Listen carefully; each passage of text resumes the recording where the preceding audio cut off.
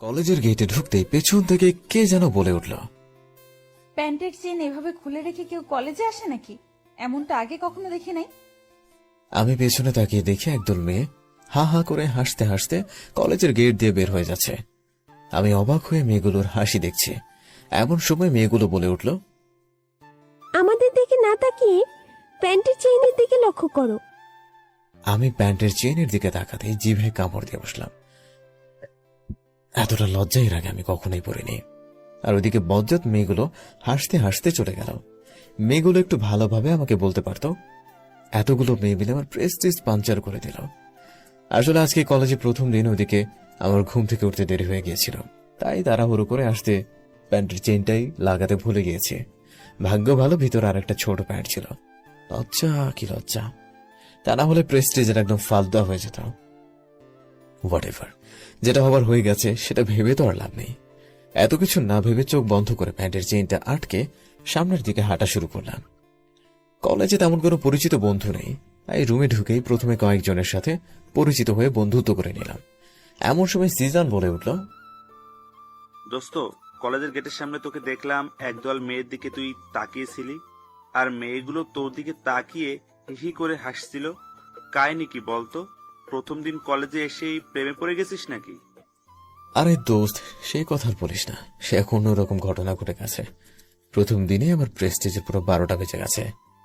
এমন সময় পাশ থেকে ফাহিম নামের এক বন্ধু বলে উঠল, হ্যাঁ দোস্ত, আমিও দেখলাম একদল মেয়ে তোর দিকে তাকিয়ে হি হি করে হাসতেছিল। যাই করিস দোস্ত, মেয়েগুলোর থেকে দূরে থাকিস। ওদের মধ্যে একজন লেডি ডন মেয়ে আছে, সে নাকি বাবা মায়ের একমাত্র মেয়ে। মেয়েটা একদম সুবিধার নয়, খুব সাংঘাতিক। শুনেছি মেয়েটার বাবার টাকা পয়সার কোনো অভাব নেই, মুখে যেটা বলে সেটাই করে থাকে। কলেজের সব থেকে সাংঘাতিক মেয়ে, কাউকে ভয় পায় না। কলেজের সব ছেলের ক্রাশ ওই মেয়েটা, কিন্তু কেউ ওকে ভয়ে প্রপোজ করতে পারে না। খুব ডেঞ্জারাস মেয়ে। এসব গল্প করছিলাম বন্ধুদেরকে নিয়ে। এমন সময় ক্লাসরুমে স্যার চলে আসলো। ক্লাস শেষে কিছুক্ষণ পর কলেজ থেকে বের হয়ে বাসার দিকে রওনা দিলাম। সে সাথে ছোট করে আমার পরিচয় আপনাদেরকে দিয়ে নেই। আমার নাম হচ্ছে আরজে সুমন, বাবা মায়ের ছোট ছেলে, নেত্রকোনা সরকারি কলেজে পড়ছি। কিছুক্ষণ পরেই বাসায় চলে আসলাম। রুমে ঢুকতে আম্মু বললেন, বাবা, কলেজের প্রথম দিন কেমন কাটলো? আর বলো না বা, প্রথম দিনে কলেজে গিয়ে পুরো প্রেস্টিজ পাঞ্চার হয়ে গেছে।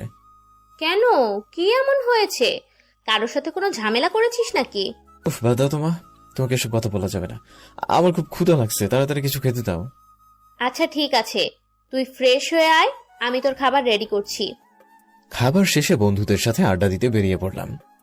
পরের দিন সকালে আবার কলেজ যাওয়ার জন্য বেরিয়ে পড়লাম। কলেজের ভেতরে ঢুকতেই পেছন থেকে কারা যেন বলাবলি করছে।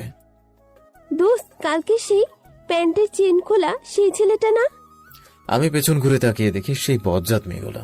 এখন দেখছি এই কলেজে আমার মান সম্মান বলে কিচ্ছু থাকলো না। মেয়েগুলোর হাসি দেখে থাপড়াতে ইচ্ছে করছে। সব শেষ হয়ে গেল আমার।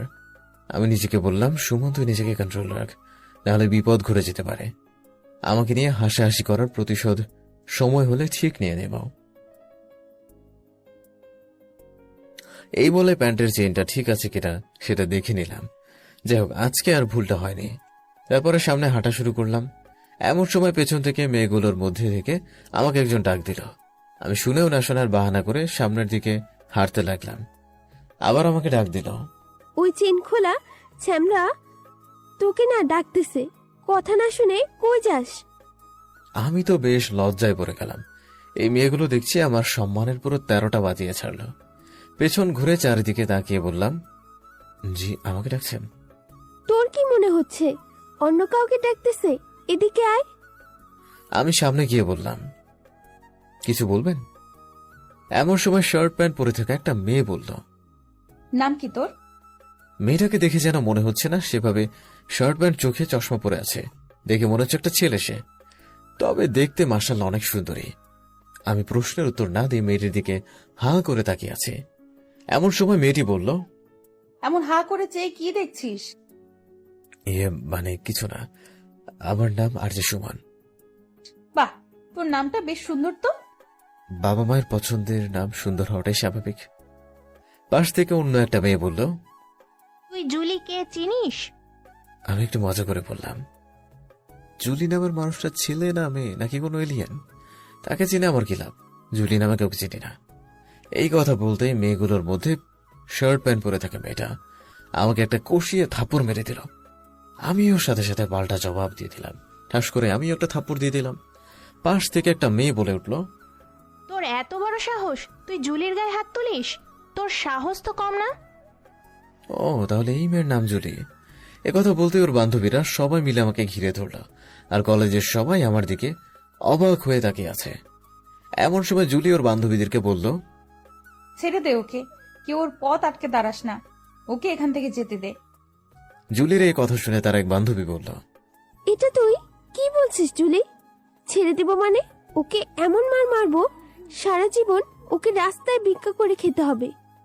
ওকে মেরে হাত পা সব ভেঙে দিব। একটা বার গায়ে হাত দিয়ে দেখেন না, এমন অবস্থা করবো যেটা আপনাদের কল্পনার বাইরে। সবাইকে কখনো সমান পাবেন না, ওকে?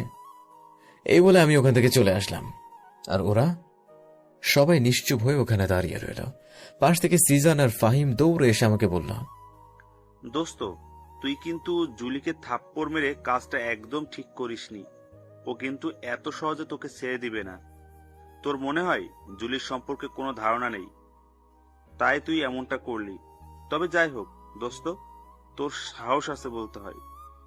তোরা চুপ করতে দোস্ত। কেউ আমাকে অন্যায় ভাবে গায়ে হাত তুলবে আর আমি চুপ করে দেখবো, এটা কখনো ভাবি না। হ্যাঁ, আমি অন্যকে কখনো প্রশ্রয় দিই না, আর ওর মতো মেয়ের অন্যায় তো কখনোই মেনে নেব না। চল এখন ক্লাসে যাবো, লেট হয়ে যাচ্ছে। এই বলে ক্লাসে চলে গেলাম। ক্লাস শেষে বাসায় চলে আসলাম। কি রে বাবা, তোর মন খারাপ হচ্ছে? না আম্মু, কি হয়েছে বল আমাকে। নাকি কলেজে গিয়ে পড়া পারিসনি বলে স্যারের বকা দিয়েছে? আম্মু তোমার মাথায় এমন উদ্ভট প্রশ্ন কিভাবে আসে বলো তো? স্যার আমাকে বকা দিবে কেন? আজকালকার কিছু কিছু মেয়ে একদম ফালতু, ভালো না। নিজেদেরকে তারা যে কি মনে করে তারাই ভালো জানে। আচ্ছা আম্মু তুমি বলো, বাবার টাকা পয়সা থাকলে কি মাস্তানি মাফিয়াগিরি করতে হবে? কেন বাবা, তুই কি কোনো মেয়ের সাথে কোনো রকম ঝামেলা করেছিস? না, তেমন কিছু হয়নি। বাবা তুই যাই করিস, মেয়েদের সাথে একদম মিশবি না। সব মেয়েরা কিন্তু ভালো হয় না। এখন যা, তুই ফ্রেশ হয়ে আয়, আমি তোর জন্য খাবার রেডি করছি। আচ্ছা আম্মু তাড়াতাড়ি খাবার দাও, আমার খুব ক্ষুধা পাইছে। তারপর খাবার খেয়ে বন্ধুদের সাথে ক্রিকেট খেলার জন্য মাঠে চলে গেলাম।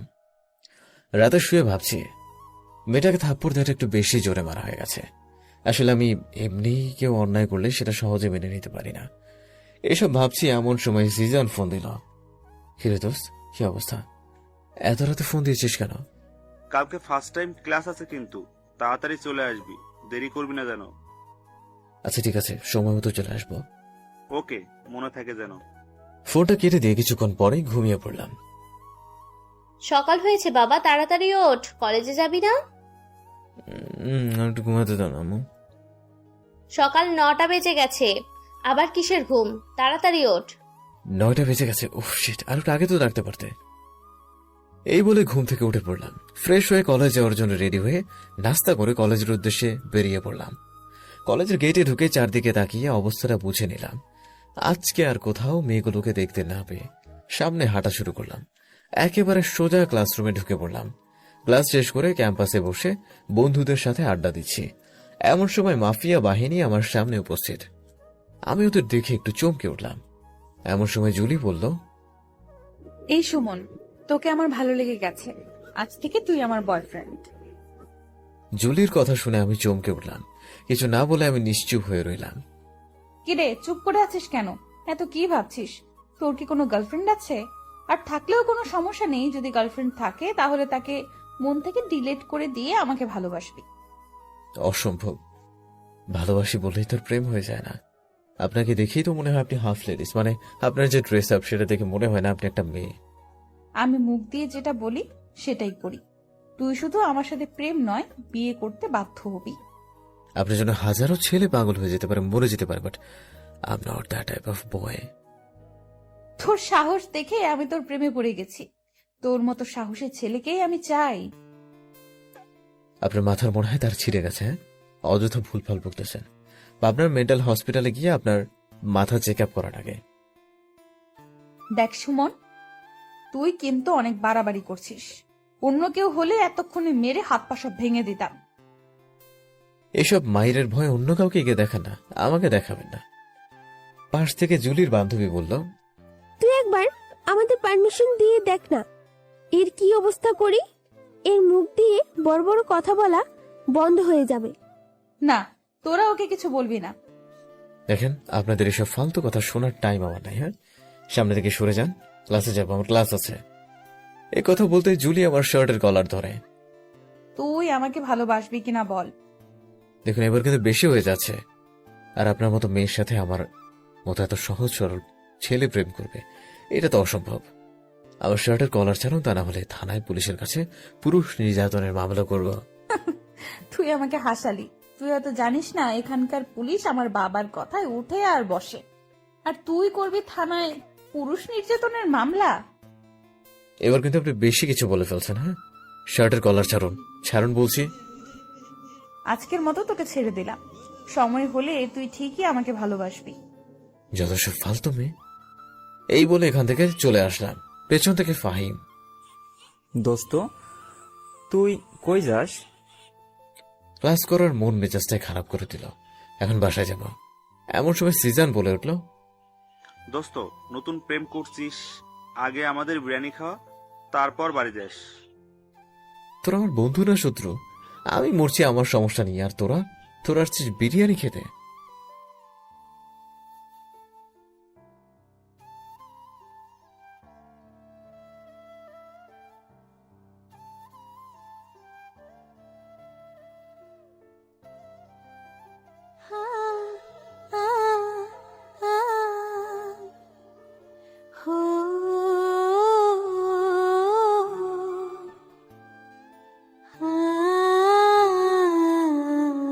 আম্মু, আমি কালকে থেকে আর কলেজ যাব না।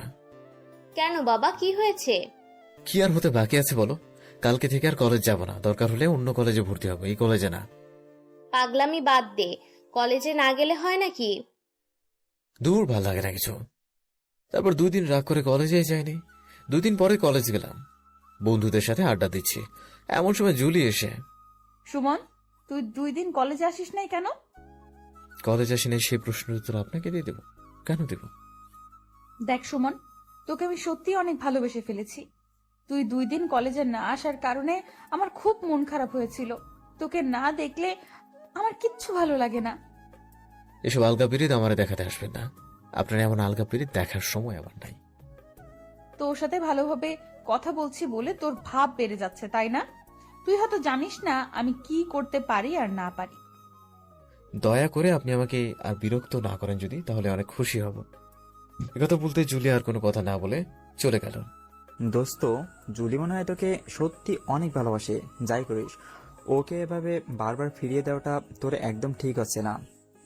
তোর এসব ফালতু কথা বন্ধ কর, বেশি কথা না বলে এখান থেকে সরে যা। ক্লাসে যাবে এখন, চল। আচ্ছা চল তাহলে। পরের দিন কলেজে একটু সকাল সকাল চলে আসলাম। ফাহিম আর সিজান এরা দুজন এখনো কলেজে আসেনি, তাই আমারও একা একা ভালো লাগছে না।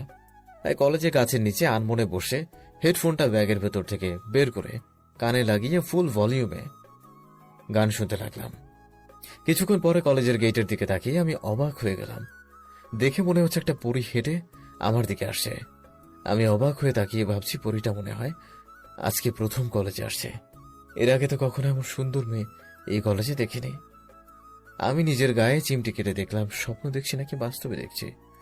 পরীটা দেখছি আমার দিকে আসছে। একটু কাছে আসতে বুঝতে পারলাম এটা নতুন কোনো মেয়েটা, এটা হচ্ছে জুলি। জুলি আজকে আগের মতো ছেলেদের পোশাক পরে আসেনি, মেয়েদের পোশাক পরে এসেছে, তাই এত সুন্দর লাগছে। আমি নিজের চোখ দুটোকে জুলির দিকে না দিয়ে মোবাইলের দিকে দিয়ে গেম খেলতে লাগলাম। দেখেও না দেখার ভান করে মোবাইলে গেম খেলছি। জুলির সামনে এসেই বলল, আই লাভ ইউ সুমন।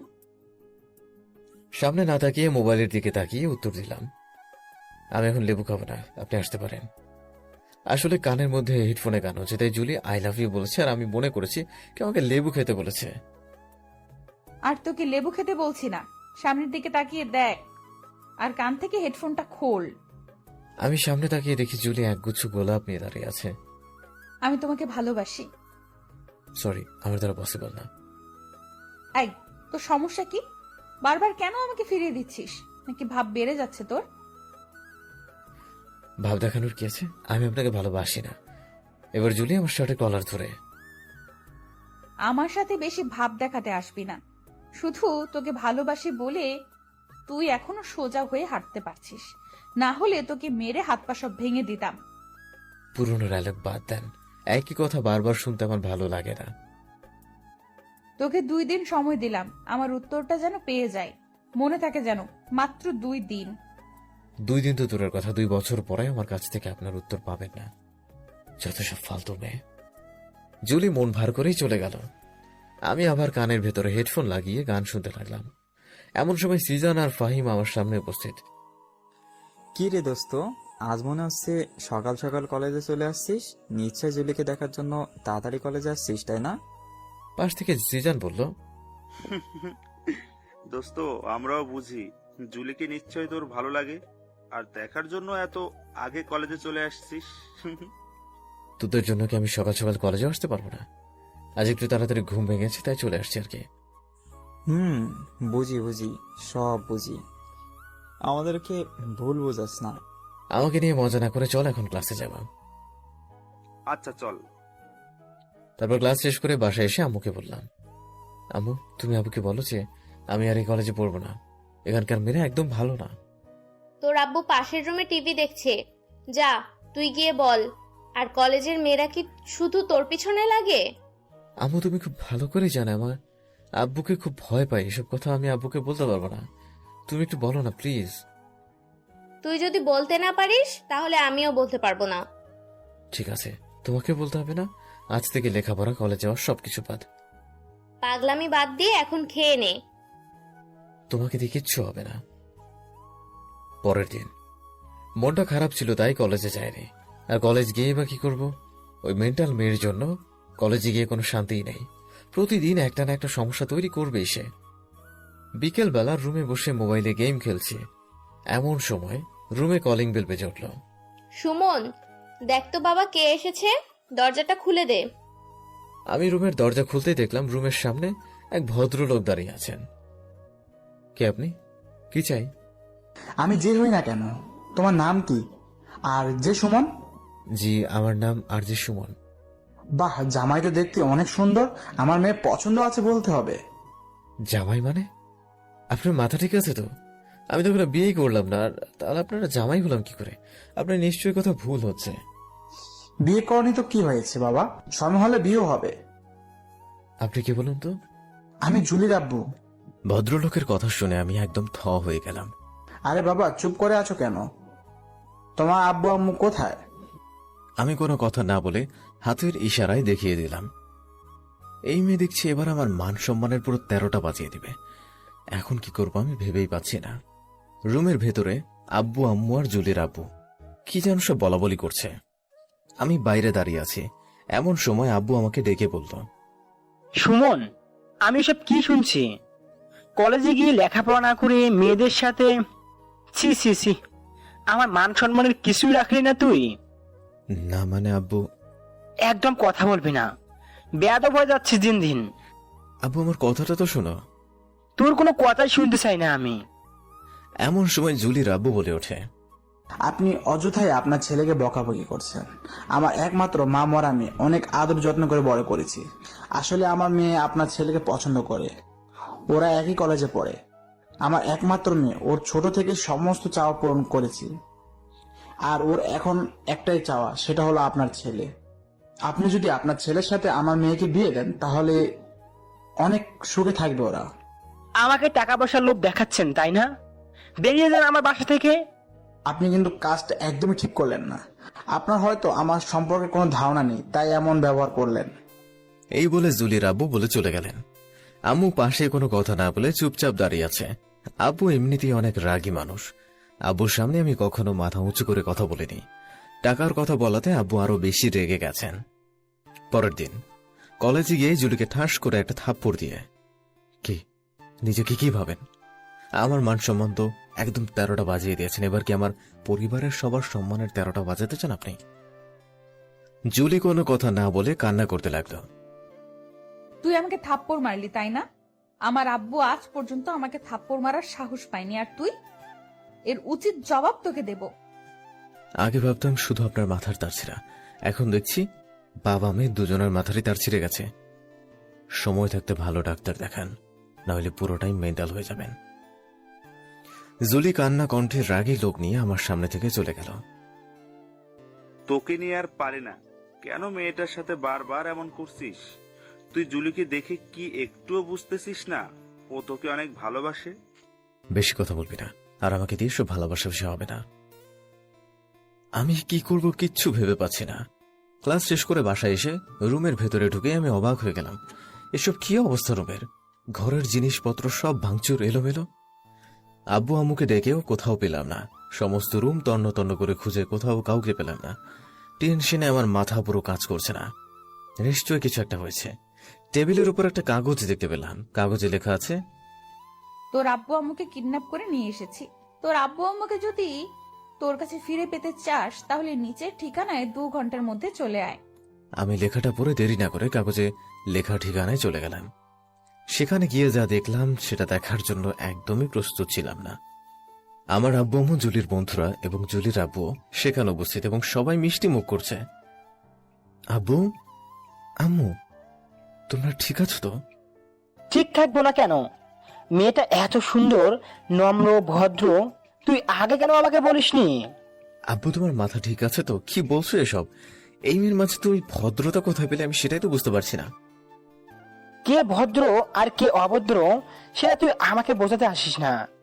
আমি যথেষ্ট বুঝি। তোর থেকে আমার বৌমা অনেক নম্র, ভদ্র, আচার ব্যবহার সব দিক থেকেই তোর সে 1000 গুণে ভালো। আব্বু, কি বলছো এসব? তোমার ছেলে এখনো বিয়ে করলো না আর তুমি ওকে বোমা বানিয়ে ফেলছো। এটা নিশ্চয়ই তোমাকে বাজে কিছু খাইয়েছে। বেশি কথা বলিস না। আব্বু, তুমি ওই মেয়েটার মাঝে কি এমন দেখলে তোমার ছেলের বউ মনে হচ্ছে তার? অনেক কিছু দেখেছি। ওর অনেক গুণ আছে যা তোর মধ্যে একটু নেই। তোর মতো একটা গাধা এই পৃথিবীতে আর একটা আছে বলে তো আমার মনেই হয় না। আব্বুর কথা শুনে জুলি মিচে মিচে হাসতেছে, আর এদিকে ওর হাসি দেখে রাগে আমার গা জ্বলতেছে। আব্বু আম্মু, তোমরা বাসায় চলো, নাহলে মাথাটা একেবারে খারাপ করে দেবে এরা। বাসায় যাব মানে? বাসায় যদি যেতেই হয় তাহলে বৌমাকে সাথে করে নিয়ে যাব। আম্মু, তুমি চুপ করে আছো কেন? আব্বুকে প্লিজ তুমি বোঝাও। মেয়েটা কিন্তু আমার খুব পছন্দ হয়েছে। এমন লক্ষ্মী মেয়ে পাওয়া ভাগ্যের ব্যাপার। আম্মু, তুমিও? এখন দেখছি এরা তোমাদের মাথা একদম নষ্ট করে দিয়েছে। তোমরা এখানে থাকো, আমি গেলাম। আমি যখনই পিছন ঘুরে হাঁটা শুরু করলাম, সাথে সাথে 4-5 জন ছেলে এসে আমাকে ধরে একটা রুমের ভেতরে আটকে রাখলো। এখন আমি কি করব? রুম থেকে বের হবার কোনো সিস্টেম নেই। চুপচাপ আমি রুমের ভেতরে বসে আছি। এমন সময় জুলি রুমের ভেতরে এসে আমার জামার কলার ধরে বলল, তোকে বলেছিলাম না সময় হলে তোকে দেখে নিব। আজ তোকে আমি বিয়ে করব, আর এই বিয়েতে আমার হবু শ্বশুর শাশুড়িও রাজি।